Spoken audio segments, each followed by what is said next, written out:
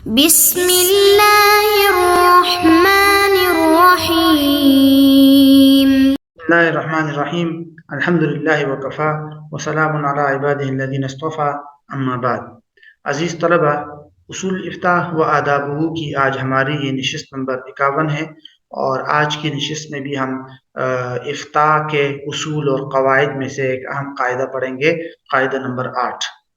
جیسے ہم پہلے بھی کچھ گزشتہ نشستوں سے ہم نے چوتھی فصل شروع کی ہے اس کتاب کی، اور اس کتاب کی جو چوتھی فصل ہے وہ ہے تلخیص و قواعد رسم المفتی پر، کہ افتاء اور فتویٰ نویسی کے اصول اور قواعد کون کون سے ہیں۔ تو جیسے آپ کو بتایا گیا تھا کہ وہ تقریباً 11-12 اہم قواعد اور ضوابط ہے، تو انہی میں سے ایک قاعدہ آج ہم پڑھیں گے، وہ ہے قاعدہ نمبر 8، الاصل الثامن معرفت المرجحات، یعنی مرجحات کی پہچان، کہ مرجحات کیا ہے۔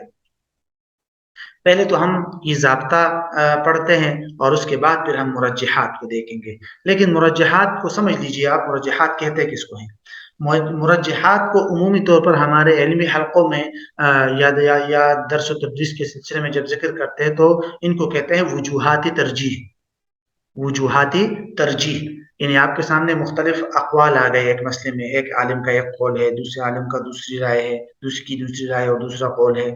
آپ جب ایک رائے کو اختیار کرتے ہیں، ترجیح دیتے ہیں، اور دوسری رائے کو چھوڑتے ہیں اور اس کو ترجیح نہیں دیتے، تو آپ نے کن بنیادوں پر، کن وجوہات کی بنیاد پر اس پہلے والے قول کو ترجیح دے دی اور اس کو راجح قرار دیا، ان وجوہات اور ان بنیادوں کو کہتے ہیں مرجحات، یعنی ترجیح دینے والے اسباب، ترجیح دینے والی وجوہات، جن کی آپ وجوہات ترجیح کہہ سکتے ہیں۔ ٹھیک ہے، تو اس قاعدے کے اندر اس کی نشاندہی کی گئی ہے۔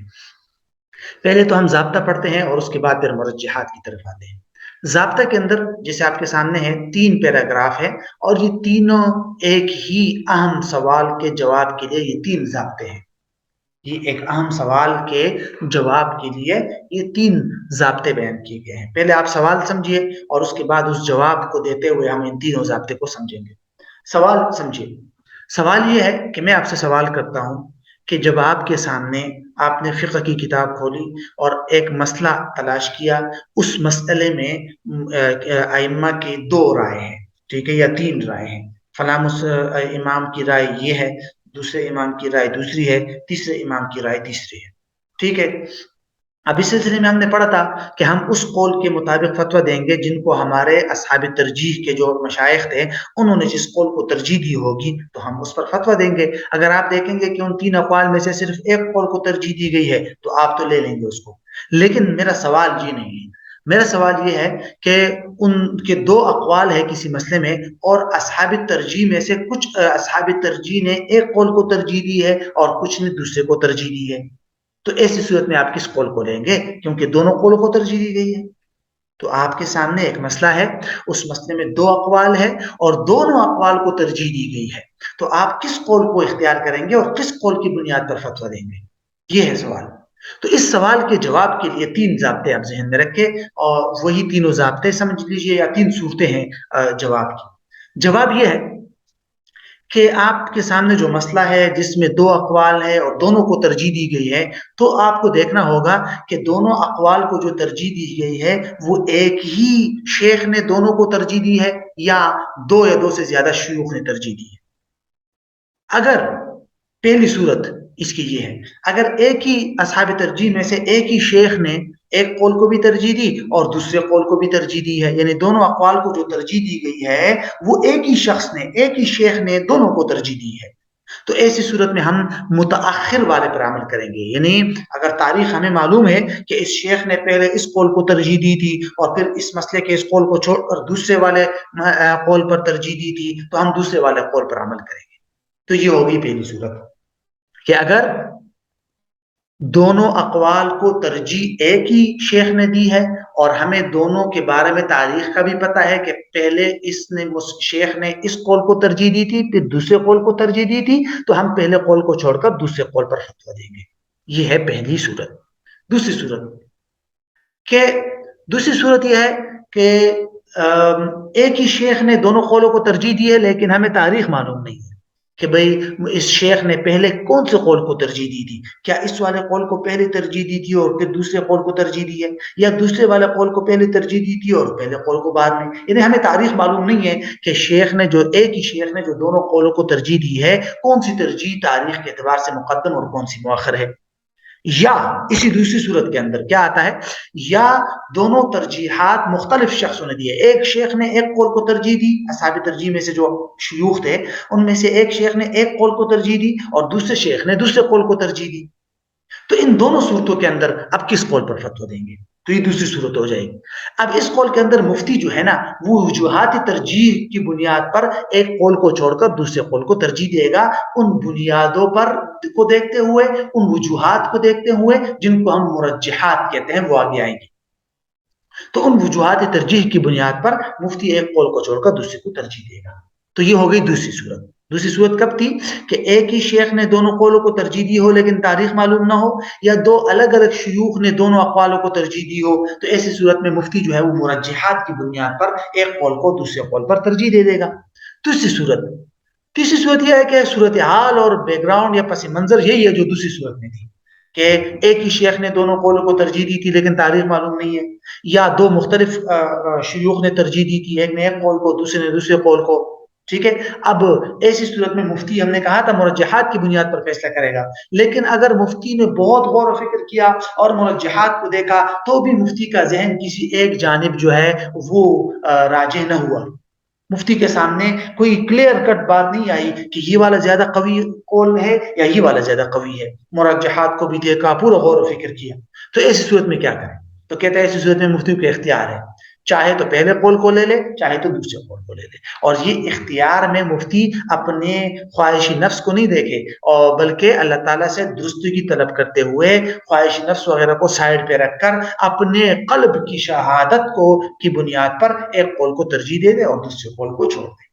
تو یہ ہے وہ تین صورتیں جس کے اندر دو یا دو سے زیادہ اقوال کو جب ترجیح دی گئی ہو تو پھر کیا صورت حال ہوگی، اس کی تفصیل یہ آگئی.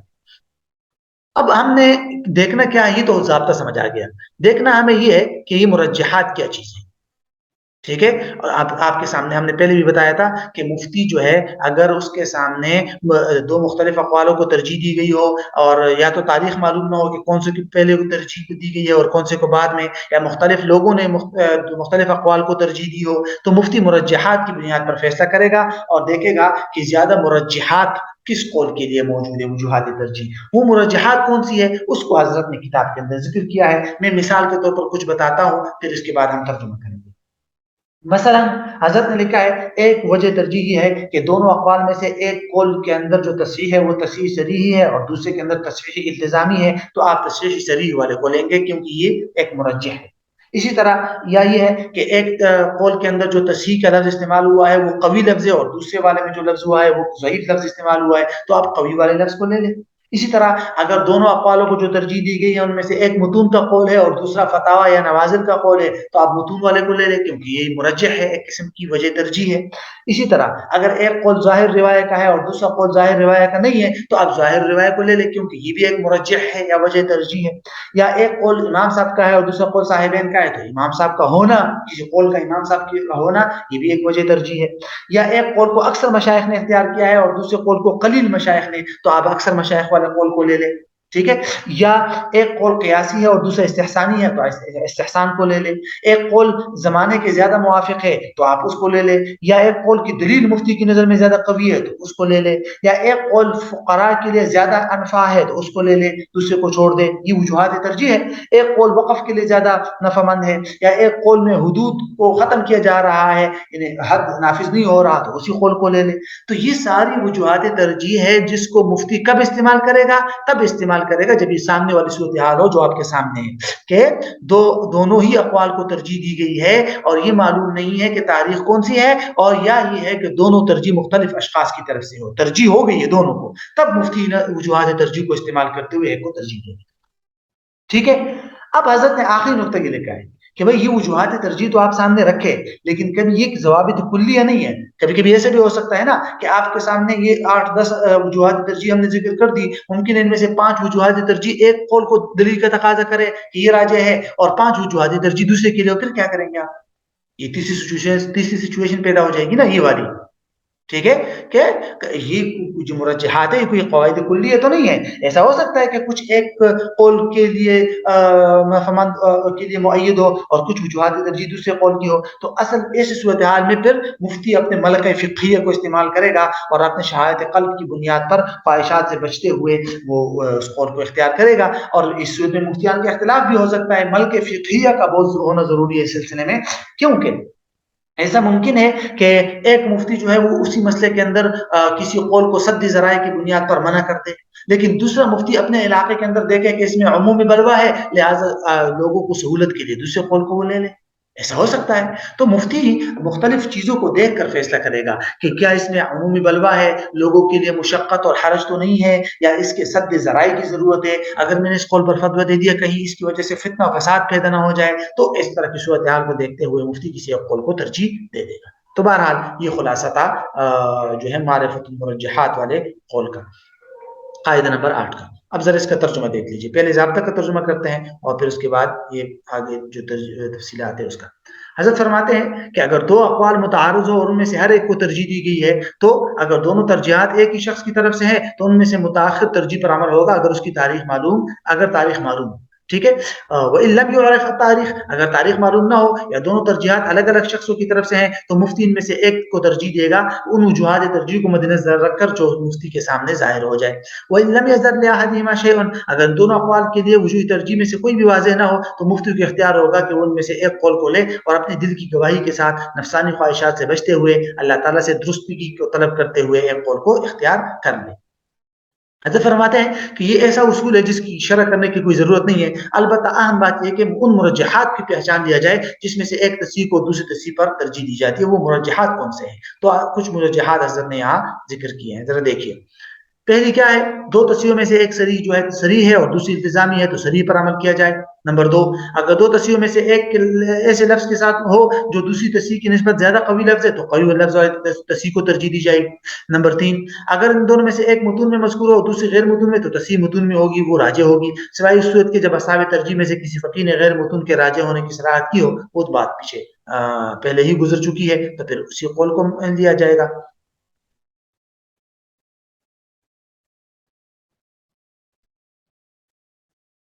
نمبر 4، چوتھی وجہ ترجیح ہے کہ ان میں سے ایک ظاہر روایت ہو دوسری غیر ظاہر روایت ہو، راجح ہوگی جو ظاہر روایت ہے. نمبر 5 پہ الخامس، دونوں میں سے اگر ایک امام صاحب کا قول ہے دوسرے صاحبین کا تو راجح امام صاحب کا ہے. السادس، اگر ان میں سے ایک اکثر مشائخ کا ترجیح یافتہ قول ہے اور دوسرا بعض مشائخ کا ترجیح یافتہ ہو تو راجح قول وہ ہوگا جس طرف اکثر مشائخ ہے. ٹھیک ہے. السابع، ساتویں جو وجہ ترجیح ہے وہ کیا ہے کہ اگر ایک قول قیاسی ہے اور دوسرا استحسانی ہے تو استحسان والے قول پر عمل کیا جائے گا. الثامن، آٹھویں کیا ہے؟ ان میں سے ایک حالات زمانہ کے زیادہ موافق ہو تو اس کو لیا جائے گا. اگر نویں وجہ، ان میں سے ایک قول کسی ایسے صاحب نظر مفتی کے نزدیک جو دلائل کو سمجھنے اور پرکھنے کی صلاحیت رکھتا ہے دلیل کے اعتبار سے قوی ہے تو دیگر کی نسبت وہی زیادہ قوی ہے. یہ وہ وجوہات ترجیح جو علامہ شامی رحمہ اللہ نے عقول رسول مفتی میں ذکر فرمائی ہے، اور ممکن ان کے ساتھ دیگر وجوہ کو بھی ملایا جا سکتا ہے. مثلا کون سی ہے وہ؟ الاول، ان میں سے ایک تو یہ ہے، دو میں سے ایک اقوال جو ہے وہ فقراء کے لیے زیادہ نفعمند ہے جیسے کہ باب زکوٰۃ وغیرہ جو ہے کے اندر، تو اس کو لیا جائے گا. اسی طرح فرماتے دوسرا کیا ہے؟ ایک قول وقف کے لیے زیادہ نفعمند ہے تو اس کو دوسرا لیا جائے گا. یا ایک قول جو ہے وہ حد کو کے لیے مانے ہے دوسرے کو بنسبت سخت کرنے والا ہے تو اس کو لیا جائے گا. چوتھا یہ ہے کہ ایک قول جو ہے جو حلال اور حرام کے درمیان تعارض ہو تو راجح وہ ہے جو حرام ہے. ٹھیک ہے. اب حضرت نے آخری جو نقطہ اہم نقطہ ہے وہ یہاں سے حضرت نے بیان کیا. فرماتے ہیں قال عبد الضعیف رحمہ اللہ، قال عبد الضعیف عفى الله عنه، حضرت فرماتے ہیں کہ یہ تمام وجوہ ترجیح فقہاء نے ذکر کی ہے اور وہ ایک قول کو دوسرے پر ترجیح دینے کے لیے ان کو استعمال کرتا ہے، لیکن یہ سب ایسے قواعد کلیہ نہیں ہے کہ جن پر تمام حالات میں عمل کیا جا سکے، بلکہ بسا اوقات ان میں مرجحات کے درمیان بھی تعارض و ٹکراؤ ہوتا ہے. ایک مرجح ایک قول کی ترجیح چاہتا ہے، دوسرا مرجح دوسرے قول کی ترجیح کا تقاضا کرتا ہے، تب ان کے درمیان کوئی ایسا قاعدہ کلیہ بیان کرنا ممکن نہیں ہے کہ جن پر ہر جگہ یعنی کہ قاعدہ کلیہ ہو اور ہر جگہ اس پر عمل کیا جا سکے. ایسا ممکن نہیں ہے. والامر فی مثل موقوع الی مذاق المفتی، کہتا ہے اس سلسلے میں معاملہ سارا کا سارا مفتی کے مذاق اور مفتی کے اس کے مطابق جو ہے وہ یعنی کہ ملکہ فقیہ اور ذوق کے مطابق ہوگا، جو متعارف رجوع ترجمے کسی ایک کو منتخب کر لیتا ہے۔ فربما یرى المفتی، بسا اوقات مفتی سمجھتا ہے کہ ضرورت اس بات کی کہ سد ذرائع ہو تو وہ قول احوط کو لیتا ہے، اور کبھی مفتی کے سامنے ایسا مسئلہ آتا ہے جس میں ابتلاء عام ہوتا ہے تو اس قول کو لے لیتا ہے جس میں آسانی ہو۔ والثقة في كل ذلك بالملكة الفقهية، ان تمام صورتوں میں اعتماد اس فقہی استعداد پر ہوتا ہے جو اللہ تعالیٰ کے تقوی کے ساتھ روبکار ہو، اور مفتی کا مقصد خواہشات نفس کی پیروی نہ ہو، اور عام طور پر یہ چیز بغیر ایسی استعداد رکھنے والوں کی صحبت کے اختیار کے یعنی یہ چیز حاصل نہیں ہو سکتی۔ تو بہرحال یہ ہمارا 8واں قاعدہ تھا، انشاءاللہ اگلے قاعدے کے اندر ہم قاعدہ نمبر 9 پڑھیں گے۔